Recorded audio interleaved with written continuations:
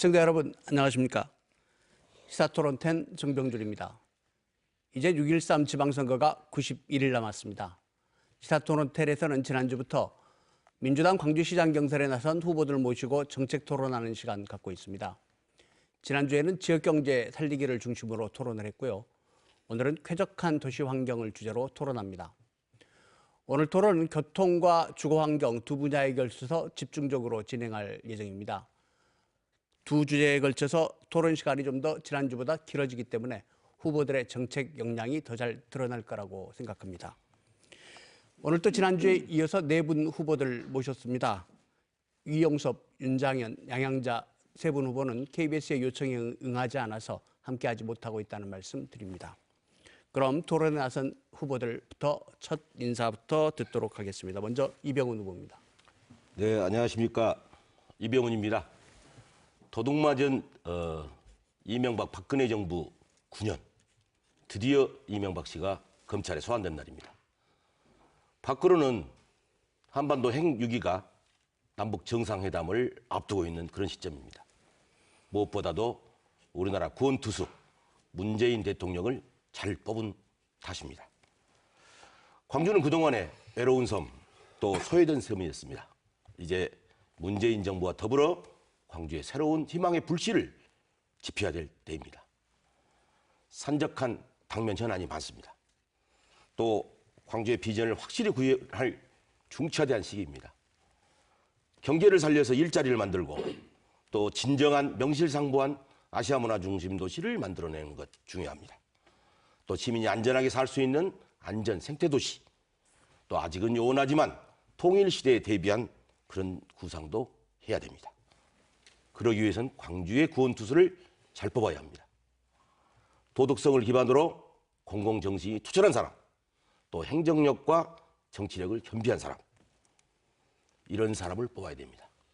저 이병훈, 광주 시민 여러분께 강력히 추천합니다. 네, 계속해서 최영호 후보 인사하시겠습니다. 네, 광주 시민 여러분 안녕하십니까? 풀뿌리 시장 후보 최영호입니다. 광주시가 현안을 풀어가는데 지지부진하면서 우리 시민 여러분들께 많은 피로감을 주고 있습니다. 그 이유는 정책 결정 과정에 투명성과 절차적 민주주의가 지켜지지 않고 있기 때문이라고 저는 생각을 합니다. 저는 구청장 8년 하면서 처음부터 시도했던 게 전국에서 처음으로 주민결정 행정 시스템을 도입해서 운영한 것이었습니다. 그래서 구정의 크고 작은 문제를 주민들 스스로가 결정할 수 있도록 제도적으로 뒷받침해 왔습니다. 그래서 마을의 문제는 주민총회를 통해서, 그리고 또 지역의 큰 문제는 모바일 투표나 또는 여론조사 등등을 통해서 풀어왔습니다. 지금 광주시의 도시철도 2호선을 비롯한 많은 현안들이 있는데 이 현안들이 하나도 해결이 되고 있지 못한 실정입니다. 제가 만약에 시장을 맡는다면 시민결정 행정 시스템을 도입해서 주민총회를 통한 시민총회로 의견을 모으고 또 모바일 투표인단을 최소한 5만 명 이상의 광주 시민들이 투표에 참여할 수 있도록 만들고, 또 더 중요한 사안들은 여론조사 등등을 통해서 시민들의 의견을 모아서 결정을 하겠다. 그래서 결국은 시민들이 정책 결정의 주체가 될 수 있도록 만들 수 있는 사람, 바로 저 최영호라고 생각합니다. 감사합니다. 네, 계속해서 민영배 후보 인사하시겠습니다. 존경하는 광주 시민 여러분, 밤늦게 인사 올립니다. 반갑습니다. 계절의 봄이 한반도의 평화의 봄과 함께 왔습니다. 촛불 시민들이 탄생시킨 문재인 대통령의 맹활약 덕분입니다. 그래서 근래에는 문재인 보유국이라고 하는 그런 신조어까지 기분 좋게 등장했습니다. 어제 한 신문사 여론조사 결과를 보니까 92.3%의 광주 시민들이 문재인 대통령이 잘하고 있다, 이렇게 평가를 하고 있었습니다. 그런데 지금 광주는 어떻습니까? 아침이 설레고 저녁이 여유가 있는 그런 삶이 광주 시민들에게 다가오고 있습니까? 인구는 줄어들고 청년은 떠나고 삶은 더 팍팍해지고 있습니다. 왜 이렇게 된 겁니까? 그동안 우리는 장관 출신, 국회의원 출신, 심지어는 시민운동가 출신까지 시장으로 뽑아서 시장을 맡겨봤습니다. 그런데 변화하지 않고 있습니다. 시대의 흐름에 부응하지 못하고 또 자치 현장의 경험을 혁신적으로 일궈내지 못한 그런 이유가 아닐까 생각해 봅니다.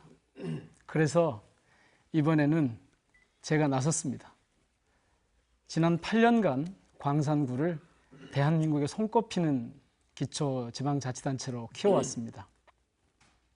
이제 광주를 한 8년만 저한테 맡기시면 광주다운 광주, 세계 어디 내놔도 손꼽히는 문화적으로 품위 있고 경제적으로 부강한 그런 광주를 한번 만들어 보고 싶습니다.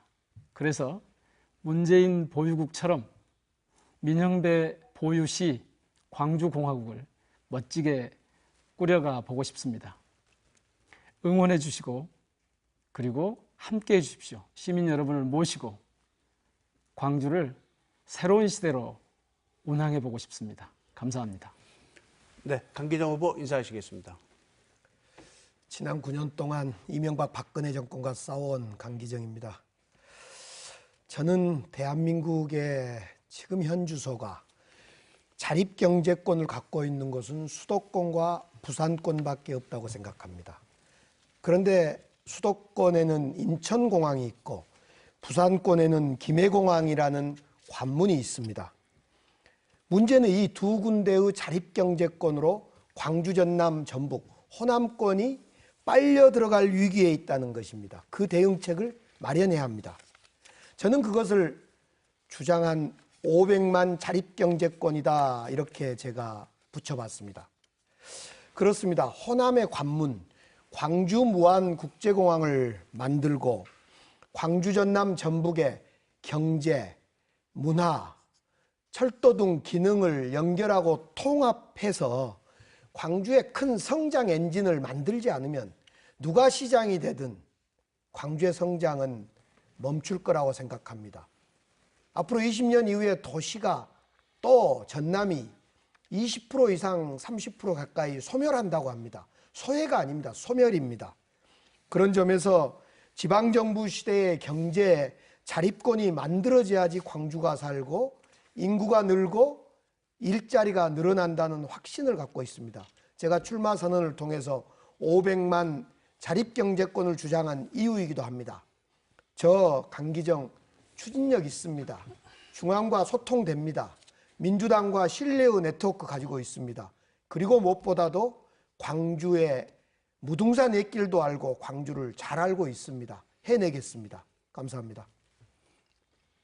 네, 네 분 후보들의 열정과 희망이 담긴 메시지 잘 들었습니다. 지금부터 본격적인 주제 토론에 들어갈 텐데요. 먼저 교통 문제부터 시작해 보도록 하겠습니다. 광주에서 지금 교통에 대한 최대 현안이라고 하면 도시철도 2호선 건설 문제일 겁니다. 도시철도는 많은 시민들이 이용하는 교통복지니까, 그리고 오래전부터 준비해 왔으니까 빨리 추진해야 한다, 이런 분들도 많이 계시고요.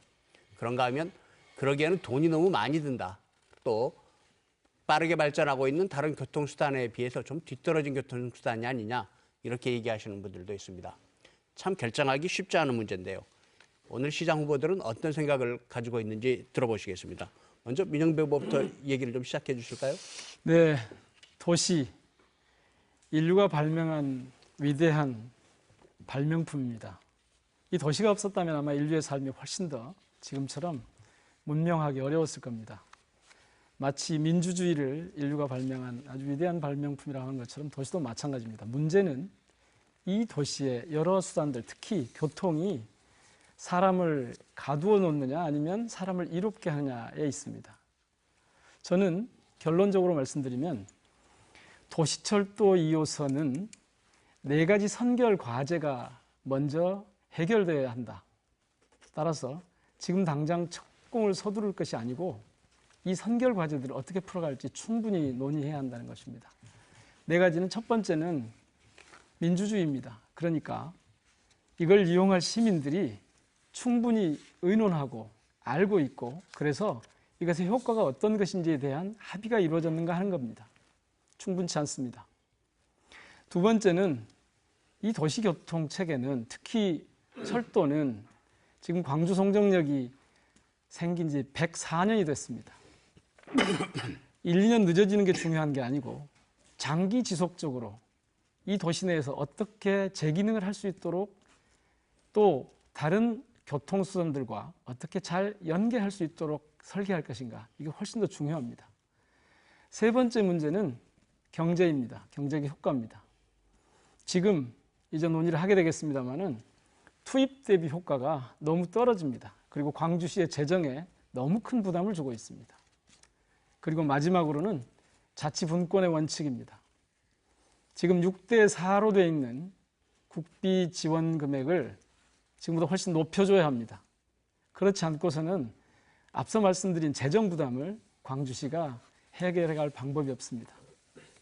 이제 자치분권 시대를 문재인 대통령께서 약속을 하셨기 때문에 저희가 스스로 결정할 수 있도록 충분히 정부가 재원을, 특히 도시철도처럼 아주 중요한 도시의 미래를 결정짓는 이런 사안에 대해서는 더 많은 재정적 지원을 해줘야 한다고 봅니다.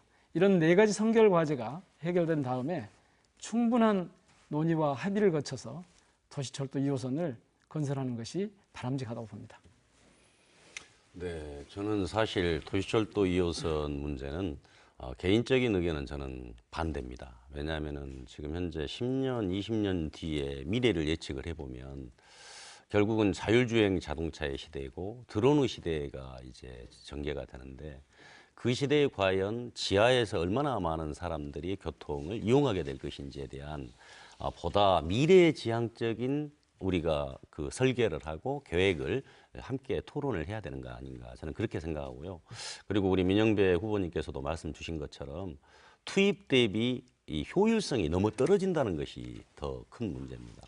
그리고 이 광주라고 하는 도시에 처음 도시철도 2호선을 설계했을 때는 2022년에 182만 명으로 인구 추계를 잡았는데, 지금 오히려 2022년이 되면 130만 정도 수준으로 떨어질 것이라고 하는 게 지금 객관적인 평가이기 때문에 이런 지금 도시 규모를 가지고 우리 도시철도 2호선을 건설하는데 거의 지금 2조 정도를 광주시에서는 제안하고 있지만, 거의 전문가들의 의견에 따르면 3조 이상이 투입이 될 것이다. 거기에 40%면 결국은 1조 2천억 이상의 시비가 투입이 돼야 되는데, 과연 그 투입이 효율성을 담보할 수 있느냐의 문제. 그리고 이제 또 만들어 놓은들 그 지금 현재 도시철도 1호선만 거의 500억 이상의 적자 보존금을 지원을 하고 있는데, 도시철도 2호선이 생기게 되면 그 2호선만 1,000억 원에서 1,500억 원의 손실이 발생하기 때문에 광주시의 지금 가용 재원이 4천억이라고 볼 때 우리 대중교통과 관련된 재정 보존금이 거의 2,500억 원 정도에 이르게 될 것이다. 그러면 결국은 60% 이상의 가용 재원이 대중교통 쪽으로 투입되는 것이 타당한 건지, 여기에 대한 우리가 근본적인 문제 인식이 필요하다. 저는 그렇게 생각합니다. 민영배 후보나 최영호 후보께서는 상당히 좀 도시철도 2호선 지금 추진하는 거 많이 좀 부정적인 말씀을 주셨는데, 다른 후보들 생각은 어떠신가요? 네, 저도 흡사한 생각인데, 이 도시철도 2호선 문제는 우리가 서방지하상가 있지 않습니까? 서방지하상가를 잘못 판단해가지고 끼친 영향, 또 시내버스 중공영제 문제도 있었고, 갱코 사업이라든가 지금 제2순환도로도 마찬가지였어요. 판단을 잘못해가지고 굉장히 많은 광주에 부담을 준 사업입니다. 도시철도 필요하죠. 우리가 재정력이 충분하다면 필요합니다. 근데 지금 현 시점에서는 여러 가지 문제가 있기 때문에 이 문제를만 짚어보고 이걸 어떻게 대책을 세워야 할 거냐 봐야 됩니다. 첫째로 아까 우리 최영호 후보가 말했듯이 사업 추진할 때 타당성 측정하는 기초자료가 불충분했어요. 인구 추계를 잘못 잡은 것이죠. 인구 추계를 그 1호선 때는 220만 정도 잡았어요. 2호선이 170만을 잡았는데 우리 지금 146만입니다. 그래서 인구 추계가 일단 맞지 않았고 2조 원도 거의 3조 원 가까이 들어갈 가능성이 높다. 그다음에 이제 공론화 과정도 굉장히 불충분했습니다.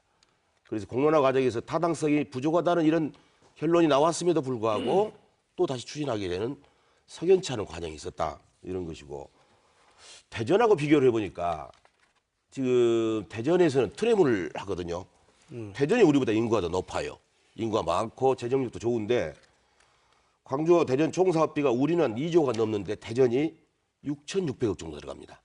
물론 이제 키로수 차이는 좀 약간 나기는 나는데 대전은 트랩이라는 걸 쓰고 우리는 저심도로 땅을 파서 들어가기 때문에 이렇게 많이 들어가게 되는 비용이 나오고 적자 폭이 굉장히 많죠. 아까 경제성 효과 우리 민영도 후배 얘기했던데 지금 시내버스 중공영지 적자가 한 800억대요. 거기다가 이거 제2순환도로 적자가 한 488억 정도. 도시철도 2호선 하면은 1, 2호선 합쳐가지고 약 1,300억 정도 봅니다. 그럼 전체적으로 2,588억 정도. 이게 엄청난 시재정으로 봐서는 지금 시재정의 가용 재원이 한 4천억 정도 됩니다. 거의 여기에 쏟아붓게 된다는 것이 문제가 돼서 이 문제는 차기 시장이 누가 되든지 간에 충분한 공론화 과정을 거쳐야 돼요. 물론 그동안에 해왔는데 야 그만해라. 그렇게 했는데 뭘 더 할 거 있냐 그렇게 볼 게 아닙니다. 결격된 사유들이 굉장히 많기 때문에 이걸 다소 늦지만은 이걸 할 거냐 말 거냐 사업 타당성부터 시기 문제 한다면은 언제 할 거냐 그다음에 방법에 관한 문제 이것은 충분한 검토를 해서 결정을 해도 광주의 먼 장래를 생각한다면은 반드시 그런 과정을 거쳐야 한다 이렇게 생각합니다. 네, 강기정 의원님. 저는 좀 이제 관점을 좀 달리 보고 싶은데요. 이제 세 분 이야기가 일리가 있다고 생각합니다. 지금 찬반의 문제를 좀 넘어서야 될 것 같아요. 무슨 이야기냐면 저는 이게 안전의 문제인데 지금 지하철 2호선, 도시철도 2호선이 거의 그 무인철이라고 생각하는 걸 잘 모를 겁니다. 그러니까 운전수가 없고 기관사가 없고 영무원도 없고 이 무인철이라는 사실을 별로 시민들이 잘 모릅니다. 두 번째로 지금 이런 비슷한 경우가 인천이 2016년에 이 무인철 도시철도 지하철이 운행되고 있는데 늘 사고가 납니다. 예를 들면 유모차를 끌고 가는데 유모차만 차 안으로 들어가고 엄마는 밖에 가 있다거나 이런 사고가 나서 지금 인천의 경우도 무인철이었던 걸 다 지금 기관사를 차량에 태우고 또 영무원도 세우고 이러면서 사실상 무인철이 아니라 유인철로 가고 있는데 이 지금 안정의 문제가 제일 큰 문제다. 이거 안전점검을 해야 된다. 두 번째, 지금 차량이 두 대, 버스 두 개가 붙어서 한 10분 간격으로 돈다라고 이것도 잘 모르고 있어요. 그러면 지금 최근에 다시 시에서 차량 두 개가 아니라 세 개로 한번 붙여보자 이런 이야기를 한 것 같은데 이건 근본적인 재정의 문제 등등이 다시 점검이 돼야 돼요. 여기까지는 이제 우리가 뭐 알 수 있는 내용이고 또 시민들은 모를 수도 있고 우리 후보자들은 다 아는 내용일 수 있고요. 이걸 어떻게 풀 거냐? 저는 차기 시장이 풀어야 할 것과 현 시장, 현 체제에서 풀어야 할 걸 나눠야 된다고 봅니다. 우선 현 시장은 지금 환경 영향 평가가 필요하다 그래서 연말까지 지금 착공을 못하고 이 도시철도 2호선이 좀 더 시간이 있으니 이 기회에 교통안전검증위원회 같은 걸 시에 만들어야 됩니다. 지금. 그래서 이 2호선이 진짜 안전한지 안 한지를 점검해 줘야 됩니다. 저는 이것을 길게 할 필요 없다고 봅니다. 한두 달 시에서 점검하면 될 거라고 봅니다. 그 과정에 혹시 재정 문제도 좀 점검을 해야 되고 그러면서 일부 반대 측의 공론화위원회도 수렴하고 이것은 우리 후보들이 할 이야기가 아니고 현 시에서 해야 될 일이다. 이걸 해주고 시장이 됐을 때는 뭘 할 거냐. 저는 이것은 서비스 질도 높여야 되고 앞서 여러분들이 말씀하셨듯이 지금 500억까지 보존해 가면서도 여전히 버스 엉망이다라고 하거든요. 서비스 질이. 이런 것을 위해서 공공교통 시민위원회 같은 만들어서 획기적 어떤 대안을 만들어야 되는 거 아니냐 이런 생각입니다. 그래서 결론은 우리가 찬반을 논하기 전에 우선 현 시장이 풀고 해줘야 할 건 해주라라는 겁니다. 그런데 지금 예. 우리 강 후보님 주장은 결국 이건 할 수밖에 없다는 생각이시네요? 그런 건가요? 그렇지 않습니다. 네. 이렇게 안전의 문제가 복잡하면 못하는 거죠. 그렇습니다. 그런데 예단하지 말자는 겁니다. 하자 말자를. 그렇기 때문에 예단은 문제가 아니라 제가 이제 민주주의 문제를 말씀드린 것은 이런 과정 자체가 충분히 시민들로 하여금 합의를 이룰 수 있는 수준에 도달했느냐 이건데 이게 안 됐다는 건데요. 예컨대 경제 효과만 해도 그렇습니다. 그냥 절대치로 뭐 1,300억 적자가 예상된다 이렇게 볼 일은 아니거든요. 또 비용이 뭐 2조 457억인데 뭐 3조까지 갈 거다 이렇게 볼 일은 아니에요. 왜냐하면 투입을 하게 되면 틀림없이 그걸로부터 나오는 고용 효과, 경제 효과가 반드시 있거든요. 그런데 그 차이가 얼마나 되는 거냐 요걸 따져봐야 되고 그다음에 제일 중요한 건 뭐냐면 수송 분담률이에요. 지금 계획대로 해도 1호선이 지금 3%가 채 안 되는 2.8%에서 한 뭐 2.7% 이 정도 지금 수송 분담률인데 이걸 하면 12%까지 올라간다는 거거든요. 그렇게 됐을 때는 사실은 이것이 가져오는 경제 효과가 교통 혼잡 비용이나 각종 이 도시에서 발생할 수 있는 비용들을 충분히 검토를 해봐야 됩니다. 제가 말씀드리는 거는 공론화위원회를 꾸리자는 것은 안전은 물론이고 이런 경제 효과도 그렇고 시기도 그렇고 시민들이 스스로 우리 최영호 청장님 조금 전에 주민정책결정이라고 하는 시스템 말씀하셨는데 시민들이 스스로 이건 내가 감당할 수 있겠구나. 이건 우리한테 필요하겠구나. 이걸 판단할 수 있는 과정을 거치자는 거죠. 그러니까 어쩌면 그래서 그 의견에 뭐 제가 반론을 한다면 이런 반론인데요. 네. 지금 시장, 현 시장이 할 수 있는 건 하도록 놔두고 차기 시장이 할 걸 하자. 예를 들면 이런 주장이 있습니다. 한 말씀만 드리면 그거는 지하철 2호선을 안 만들게 되면 지금 광산이나 또 여러 군데 지금 농업 이렇게 그 광주가 확대되면서 버스를 교통 소외 지역들이 있죠. 소외 지역을 버스를 많이 확대해야 된다고 합니다. 실제로. 그렇습니다. 그 돈이 지하철을 돌릴 때 돈 뭐만큼인지 모르겠지만 그 계산해야 된다는 주장도 있습니다. 그래 저는 우선 현 시장이 할 수 있는 걸 해라. 공론화를 통해서 모든 걸 수업시키지 말아라라는 이야기죠. 지금 현재 이제 우리 강 후보님 이제 말씀에 제가 반론을 제기하고 싶은 것은 일단 우리가 공론화를 거쳐서 이 사업에 결정을 하자고 하는 것은 거의 대부분 후보가 동의하고 있는 사안 같아요. 근데 이제 만에 하나 많은 시민들 대다수가 도시철도 2호선을 그래도 하자 많은 단점에도 불구하고 이렇게 결정이 된다면은 지금 시장님이 하는 행정행위가 아무런 돼야 문제가 되겠죠. 없을 수가 있는데 예. 만약에 다른 결정이 된다고 그렇습니다. 하면은 지금 하고 있는 행정행위 자체가 엄청난 부담을 끼치게 되는 이런 일들이 되기 때문에 저는 이게 6개월 뒤에 가느냐 또 1년 1년 뒤에 빨리 가느냐. 가느냐 이게 지금 제가 보기에는 중요한 건 아닌 것 같고요. 그리고 이제 우리 강 후보님 방금 말씀하셨던 것처럼 시내버스를 체계를 강화하고 중공영제를 확대해서 가는 부분이 돈이 더 엄청나게 들어가는 것 아니냐 이런 이제 문제 제기를 해주셨는데 지금 현재 시내버스 환승 체계를 개편해서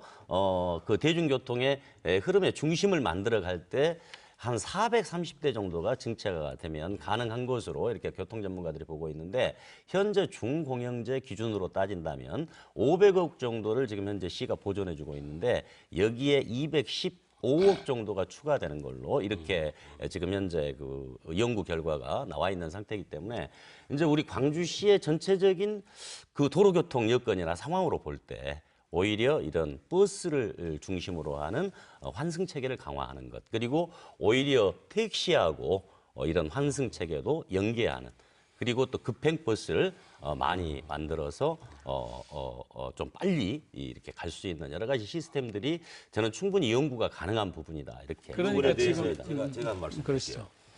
지금 우리 강기정 후보가 말한 것에 대한 건 이런 거거든요. 공론화 과정을 거쳤어요. 현 시장 체제하에서 3번을 거쳤더라고. 근데 문제는 어떻게 거쳤냐는 문제야. 백인위원회를 만들고 하는데 이게 정말 진정으로 시민들한테 정보가 제대로 있었고 백인위원회가 제대로 작동을 했더라면은 지금보다 훨씬 더 좋은 결론을 내렸을 거인데 그게 자꾸 몇 번 바뀌었어요. 그런 과정이 있었어요. 그래서 이 부분은 제대로 된 공론위원회가 전문가와 시민이 정보를 충분히 주고 정말 그렇게 판단이 돼야 한다는 게 전제가 돼야 되고 지금 아까 우리 민정배 후보가 말씀드린 몇 가지 기준 또 우리 최영 후보가 말씀드린 기준에 저도 덧붙여서 말씀을 드리면은 저도 한 4가지 정도 기준이 있어요. 네. 첫째가 뭐냐면은 강기정 후보가 말했던 안전성 중요합니다. 안전성이 지금 저심도가 보통 지하철이 30m, 20m 깊이 파잖아요. 지금 저심도는 거의 9m에서 6m 정도를 파게 되는 거예요. 이제 예산 때문에 그러겠죠. 이건 안전성에 대단히 큰 문제를 초래할 소지가 있다는 거. 그래서 안전성 체크를 먼저 해봐야 된다. 두 번째가 효율성 문제예요. 아까 효율성 지적하셨는데 2호선이 되더라도 도시 외곽 지역은 안 돼요. 그러다 보니까 버스 환승 체제 이건 당연히 또 연결돼야 되는 그런 문제가 나옵니다. 세 번째가 문화성 검토가 좀 돼야 돼요. 우리가 트램 있잖아요. 유럽에 가면은 전부 트램이 있어가지고 그게 하나의 문화관광 자원이 되는 건데 우리는 그게 안 되고 있잖아요. 근데 다행히 대전이 그 트램을 도입했어요. 예전에 우리가 도시철도 2호선을 검토할 당시에는 법규상 트램을 못하게 돼 있었습니다. 그래서 법규가 개정이 됐더라고. 그래서 트램을 할 수 있는 가능성이 열려 있어요. 그렇다면은 트램 같은 문화적 접근을 할 수 있는 거 아니냐. 마지막으로 미래지향성입니다. 우리가 4차 산업혁명 시대에 드론이 어떻게 될지를 모르고 무인자동차가 그러네. 이런 자율자동차 시대에 지금 현재 교통 시스템하고 분석하면 안 된다. 그런 시각을 가지고 봐야 되겠다. 자, 강기정 후보님 말씀 마지막으로 듣고 다음 주제로 제가 넘어가겠습니다. 강훈태 시장 때부터 또 윤장현 시장 초기에 제가 이 도시철도 2호선을 해서는 안 된다라는 입장을 늘 이야기했는데 제가 하고 싶은 이야기는 뭐냐면 모든 행정은 더 우리 구청장님 하셨으니까 연속성이 있어야 된다고 생각합니다. 우리는 선택을 해야 됩니다. 이 순간에 찬반의 문제로 이걸 볼 거냐 아니면 지금 나타난 문제, 저는 제일 큰 것이 안전의 문제라고 봅니다.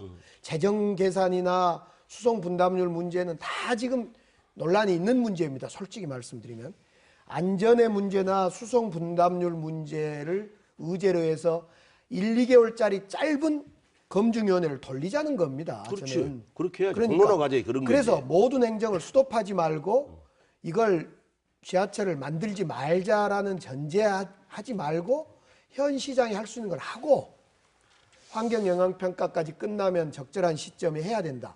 물론 그럼 이렇게 아까 최영호 후보께서 그러면 만약 지하철을 안 하게 되면 그때 들어가는 행정비용, 그러니까 안 들어가도 될 행정비용을 어떻게 할 거냐라고 반론을 펼 수도 있는데 그건 불가피합니다. 모든 행정이 그러면 하게 됐을 때 만약 스톱돼 버리면 그 비용은 어떻게 되는 겁니까 또. 그래서 이건 행정의 연속성으로 따져줘야 된다. 이런 강기정 이야기입니다. 후보님 그 대목에 대해서는 반드시 짚고 넘어가야 될 게 네. 있는데요. 그러니까 지금 아무것도 하지 말라는 게 아니고요.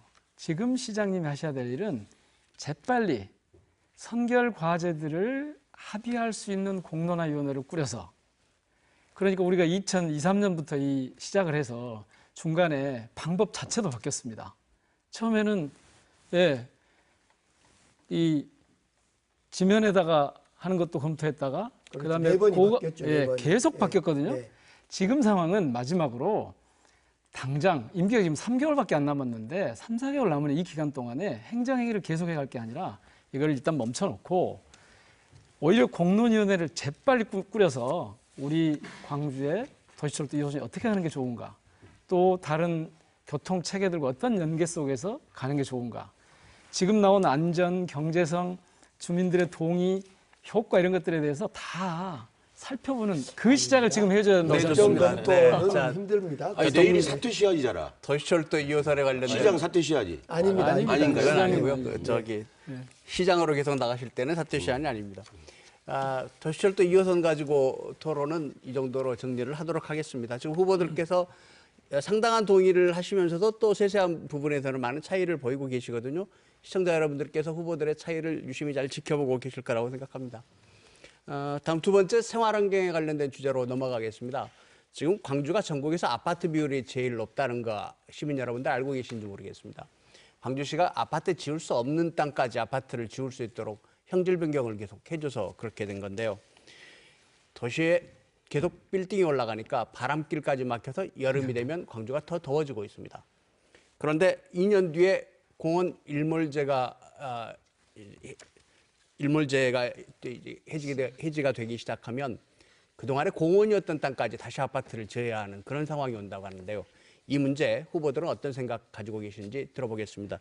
이 얘기는 최영호 후보께서 먼저 시작해 주시겠습니다. 네, 그래서 저는 이제 이 한정된 재원을 가지고 SOC를 확충하고 토목건 축에 집중한 이 예산의 방향을 우리 쾌적한 이런 녹색 환경을 구축하고 우리 시민들의 삶을 개선하고 또 일자리를 늘리고 또 보편적 복지를 확대하는 쪽으로 그래서 가장 우리 이 광주가 전국에서 가장 결혼하기 좋고 아이 낳고 키우기 좋은 또 보편적 복지가 일반화된 이런 지역으로 저는 만드는데 예산을 집중할 필요가 있다. 저는 그 점에 있어서 말씀을 드리고 싶고요. 2020년 이제 공원을 비롯한 장기 미집행 시설들이 이제 전부 해제가 되는 이런 시기에 접어들게 됩니다.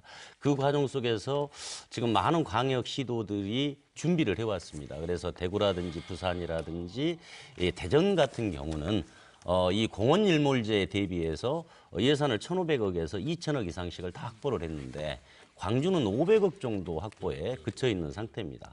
그런데 사실은 광주시의회라든지 시민사회단체에서 지속적으로 1년에 200~300억씩이라도 예산을 편성해 줄 것을 요청을 했는데 광주시가 계속 예산적인 문제를 얘기를 하면서 넘어갔는데 우리가 전년도에 순세계 잉여금이 광주시가 3,459억이라는 것을 내가 보고 깜짝 놀랐습니다.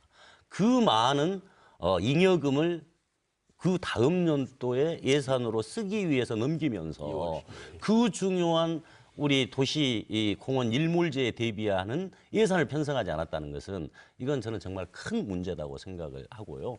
지금이라도 저는 최소한 2020년이 이제 2년 정도밖에 남지 않았는데 추경이라든지 또는 내년 본예산 정도 기준으로 최소한 1,500억 이상은 확보를 할 수 있어야 공공개발이 꼭 필요한 우리 중앙공원이라든지 또는 중해공원이라든지 이런 부분들은 사실은 광주의 대표 공원으로 반드시 만드는 노력이 필요하기 때문에 그런 곳들에 대해서는 우리가 매입을 할 수 있어야 된다고 저는 생각을 하고요.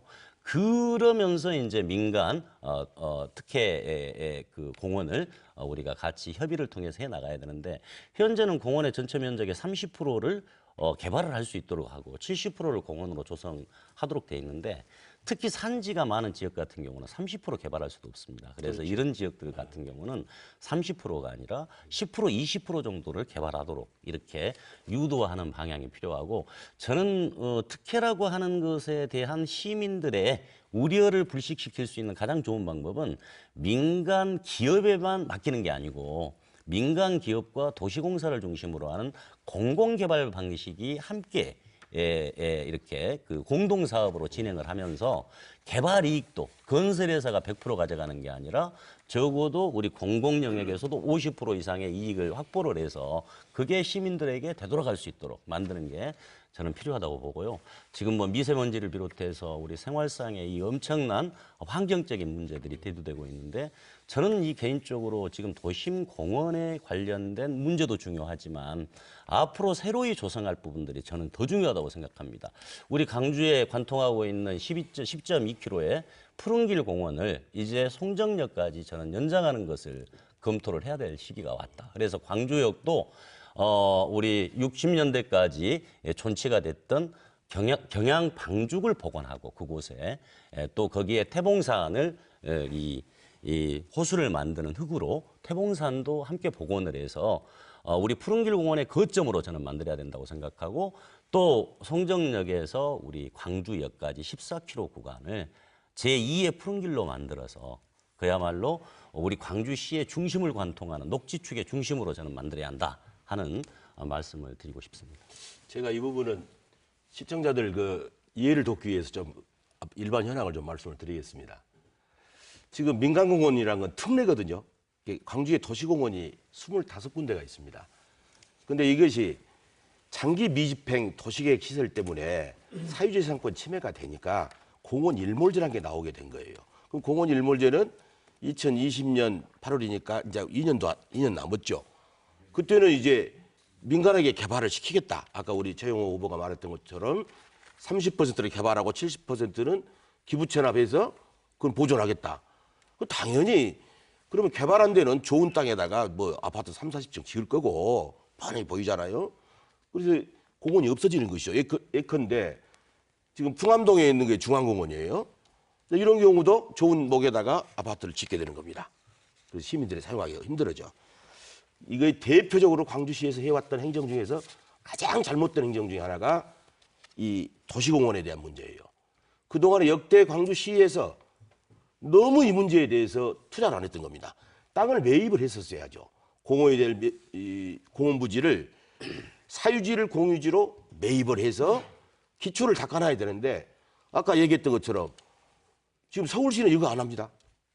서울시는 시 재정으로 오래전부터 매입을 했어요. 근데 우리 광주는 거의 아까 500억 정도 수준? 이 정도 매입하다 보니까 지금 광주의 중요한 중해공원이든 풍암동에 있는 공원이든 전부 공원이 개발되게 이런 시점이 와 있어요. 그래서 이 문제는 역대 광주 이렇게 행정하면 안 됩니다. 여기 누가 시작이 되든지 간에 우리 이런 것은 자기 때 끝나면 그만이다 이런 생각하고 하면 안 되죠.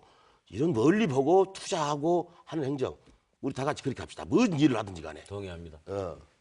말씀하세요. 아이고 나 참. 저는 이제 열대야 문제, 광주가 매우 덥고 폭염에 시달리고 광주가 가장 더운 도시다 그런데 이 문제는 지금 바람길, 그러니까 바람을 다 막고 있는 이 아파트 숲 때문에 그렇다라는 진단이 가장 정확한 것 같습니다. 고층 아파트 30층짜리들이 막 들어섰기 때문에 그런 점에서 이 바람길을 못 막도록 앞으로 바람 환경 영향 평가, 우리가 교통 환경 영향 평가 있듯이 바람 환경 영향 평가를 조례로 만들어서 좀 이렇게 잘 제어를 좀 해야 될 것 같고요. 일몰제 문제는 이제 그렇습니다. 지금 25개 이병훈 위원장이 말씀해 주셨는데 25개 중에 그 풀어도 된 15개, 풀어도 개발 안 한 15개는 빨리 풀고 해지하고 지금 4개는 이미 개발자 결정됐는데 이건 공공성이 좀 담보되도록 더 협의했으면 좋겠고 하나, 광주의 심장일 수 있는 중앙공원은 국가공원, 도시공원으로 좀 전환했으면 좋겠는데 사실은 이명박 정부에서 4대강 22조 투자 않고 이런 거 샀으면 공원 만들어집니다. 돈 그렇지, 충분하니까. 그렇지. 네, 맞아요. 근데 우리가 이걸 못했던 거예요. 이건 참 아픈 대목이고. 문제는 이제 나머지 4개의 공원을 우리가 잘 시민공원으로 만들어야 되는데 이 점은 지금 현 시장이 무리하게 하는 건 안 맞는 것 같아요. 다음 시장이 하도록 맡겨두는 게 괜찮을 것 같아요. 지금 무리하게 현 시장이 막 4군데 지금 공원을 어떻게 개발업자한테 팔아서 한다? 이건 안 될 것 같아요. 저는 그런 생각이 들고 마지막으로 그 최영호 후보께서 광주역 송정역을 푸른 길로 내자 뭐 좋은 생각인 것 같은데 저는 북구에 제가 살아본 입장에서 그러면 안 될 것 같아요. 거기는 광주역 송정역을 전철화 시키는 것이 제일 정답인 것 같습니다. 제가 지금 그 부분에 대해서도 이제 알기로는 그 지금 현재 광주역을 존치할 거냐 아니면 없앨 거냐 하는 논란이 20년 전부터 있어 왔는데 지금도 이 문제에 대한 가닥을 못 치고 있다고 저는 생각을 하거든요. 왜냐하면은 이제 또 대구까지 가는 KT 역사를 광주역에다가 존치를 시켜야 된다. 그래서 송정역에서 또 거기까지 1조 한 5천억을 들여서 치아화 시켜야 된다. 이런 여러 가지 논란들이 있는데 제가 보기에는 도시의 앞으로 그런 시설들이 확정이 되기 위한 시기가 거의 20년 가까운 뒤에 그게 실행이 가능한 부분이기 때문에 그 과정 속에서 너무나 광주역 주변이 저는 공동화될 수밖에 없는 상황이라고 생각하고 특히 우리 강기정 의원님께서도 열섬현상 막자고 하는 거 저도 절대적으로 동의합니다. 그런데 사실 가장 그런 녹지라든지 또는 이런 호수가 가장 없는 곳이 저는 북구와 동구 쪽이라고 생각합니다. 그래서 그 이제 본래 경양방죽이 있었던 곳과는 약간 떨어져 있기는 하지만 태봉산은 아주 우리 광주역하고 인접한 곳인데 이제 사람이 예전에는 좋은 시설을 많이 해놓으면 사람들이 모였는데 지금은 정말 좋은 환경에 공원을 만들고 또 그곳에서 문화활동이 가능한 공간을 만들어 놓으면 사람이 가장 많이 오는 그런 지역이 되기 때문에 저는 도시재생 사업의 핵심 사업으로 우리 광주역에서 송정역 간 이 녹지축을 연결을 저는 하는 것을 우리 시민들이 함께 결정하는 과정 속에서 저는 만들어갔으면 좋겠다 하는 그런 취지의 말씀이고요. 자, 민영배 한 번만 더 말씀드리면 녹지 좋지요. 저는 뭐 될 수 있으면 좋은데 지금 광주역 중심으로 보면 저는 제 소신이 KTX와 같은 도시철도는 도심 깊숙이 들어와야 된다. 그래야지 도심 재생, 아니 도심 공동화가 일어나지 않는다라는 소신인데요. 이미 이제 광주역에 KTX가 들어오지 않도록 되어 있습니다. 그러면 이제 어떻게 할 거냐? 광주역을 주변으로 끼고 있는 담양 또는 북구 또는 이런 분들의 송정역의 접근권을 확보해 주는 거다. 이것은 버스나 다른 걸로는 안 되고 결국 광주역에서 송정역으로 전철을 연결하고 남은 광주역 부지를 그린 행정타운으로 공공 행정타운으로 만들어서 이걸 개발해 줘야 된다. 이런 소신을 좀 갖고 있습니다. 좋은 생각이에요. 지금 말씀하시는 거 보면 제가 조금 좀 외람되긴 합니다만은 대개 이제 외국의 오래된 도시들을 설명하는 방식을 보면 꼭 그렇게 구분하는 건 아닙니다만은 거시적으로 교통을 중심에 놓고 이 다른 도시의 구성 요소들을 배치하는 이른바 모제스 방식이 있고 근래에 이제 들어서는 얀 게리라고 하는 사람이 도시의 공간 구성을 새롭게 해야 된다. 근데 그때 핵심은 뭐냐면 사람이 많이 모일 수 있는 장소를 많이 확보할수록 도시의 활력이 넘친다는 거거든요. 그거는 그동안에는 대개 도시를 연구하는 사람들이 차량이 얼마나 어떻게 흐르느냐 이걸 중심으로 봤습니다. 사실 저는 강기정 후보께서 그동안 광주역 KTX 진입과 광주역 전치를 계속 주장하셨지 않습니까? 그때 사실 저는 좀 안타까웠습니다. 왜냐하면 한 도시에 이제 뭐 여러 논리가 있지만 그것이 꼭 그렇게 차를 타고 기차도 뭐 차량이니까요.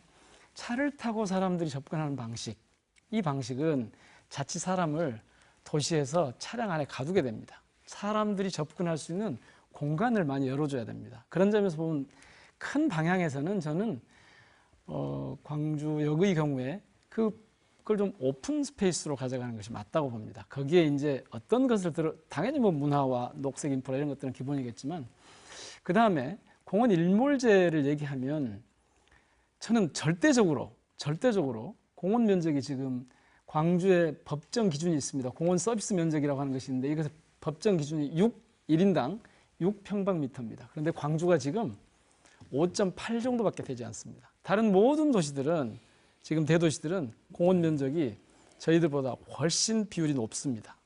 이런 상황에서는 비록 그 네 곳이 돈이 재원이 부족해서 민간 개발 방식으로 갈 수밖에 없다라고 하는 그런 논리는 빨리 이 시대의 흐름에 맞지 않기 때문에 저는 철회해야 된다고 봅니다.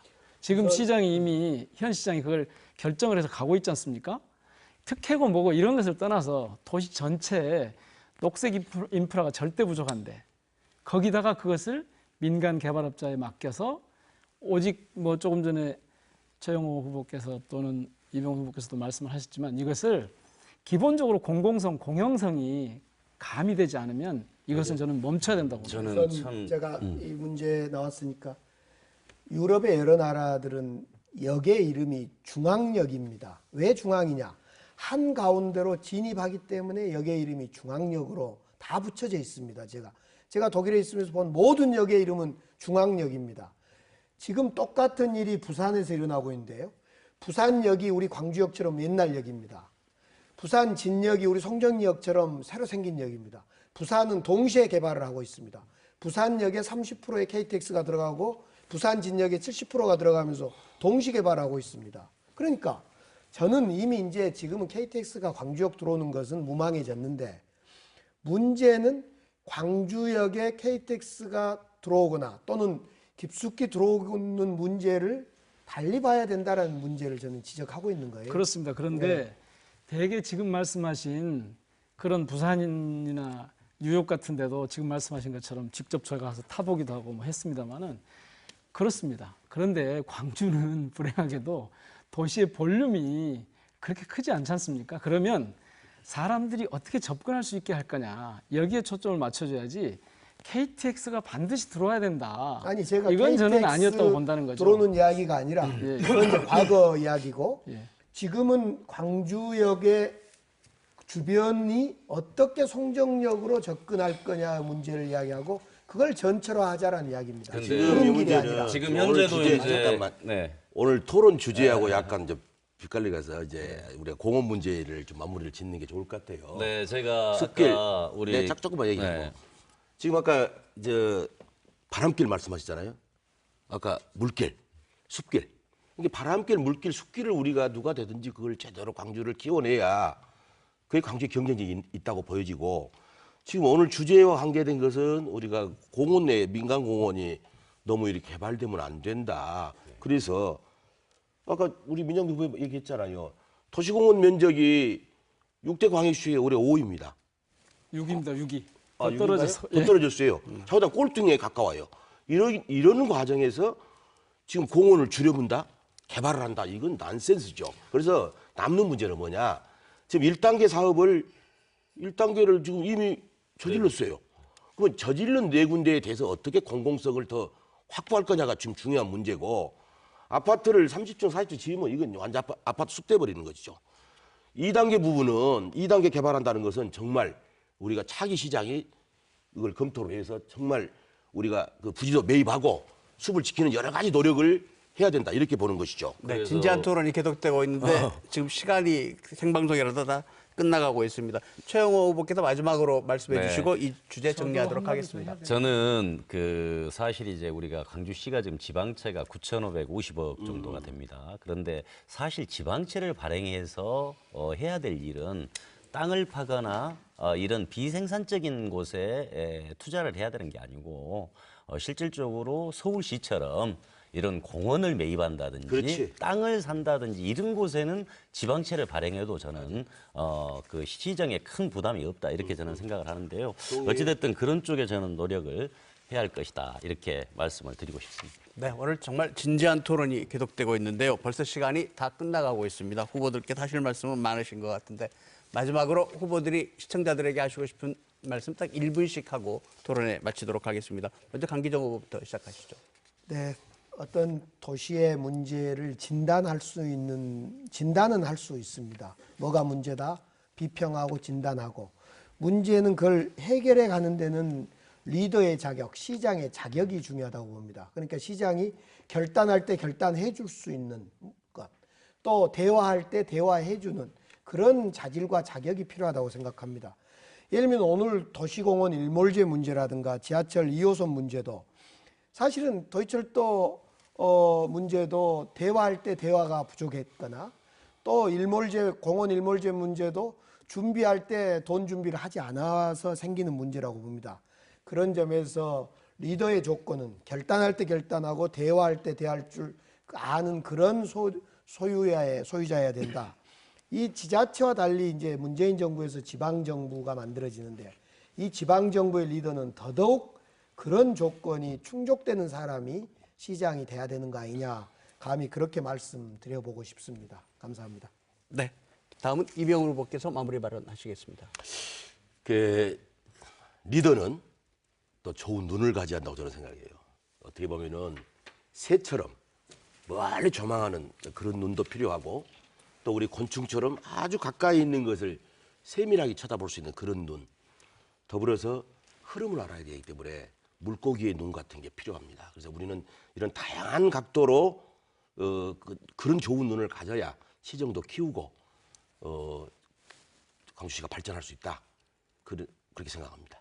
네, 감사합니다. 최영호 후보 발언해 주시겠습니다. 네, 저는 시장은 떠나면 그만이지만 시민은 영원히 안고 간다고 생각을 그렇지. 합니다. 우리 광주시의 주요한 현안들 물론 시장이 결정할 수 있겠지만 실제 그 모든 책임과 또 혜택과 또 부담은 고스란히 시민들이 안고 가는 거기 때문에 우리의 광주시의 여러 가지 현안들, 도시철도 2호선이라든지 구간경제조정 문제, 어등산 개발 문제, 송정역 환승센터 문제, 그리고 뭐 특급 호텔이나 또는 면세점을 구축하는 문제, 요즘은 심지어는 무등산에 케이블카를 설치하는 문제 등등 모든 문제들은 결국은 시민들이 저는 정책 결정의 주체가 돼야 된다. 저는 그렇게 생각하고 이런 시민들에게 정책 결정의 주체로 세울 수 있는 것이 앞으로 지방 분권 시대의 가장 중요한 저는 시장의 자질이다. 그리고 시민들 간의 갈등을 조절하는 능력, 이게 결국은 앞으로 좋은 자치단체를 만들어가는 저는 첩경이라고 생각하는데요. 그런 점에서 저는 여러 가지 훈련을 8년 동안 쌓았다. 이렇게 말씀을 드리면서 앞으로 모든 시정의 중심을 시민 결정으로 저는 하고자 한다는 말씀을 드리고 싶습니다. 감사합니다. 네, 민영배 후보 말씀해 주십시오. 네, 어떻게 토론회 잘 보셨습니까? 저는 오늘 한 가지 확신이 생겼습니다. 어쩌면 오늘 여기 함께 출연한 4사람 가운데 한 분이 차기 시장이 되지 않을까 이런 생각을 하게 됩니다. 왜냐하면 왜 이 토론에 나서지 않을까, 출연하지 않을까? 뭐가 준비가 덜 됐을까? 아니면 뭔가 좀 찔리는 게 있는 걸까? 그런 생각을 하게 되는데요. 오늘 함께 토론하면서 아주 훌륭한 후보들이 많이 준비되고 있구나. 그래서 차기 광주시장이 잘 탄생할 수 있겠다 그런 생각을 하게 됩니다. 저는 차기 시장은 그 무엇보다도 현장에서의 혁신적인 성과와 경험이 바탕에 깔려야 한다고 봅니다.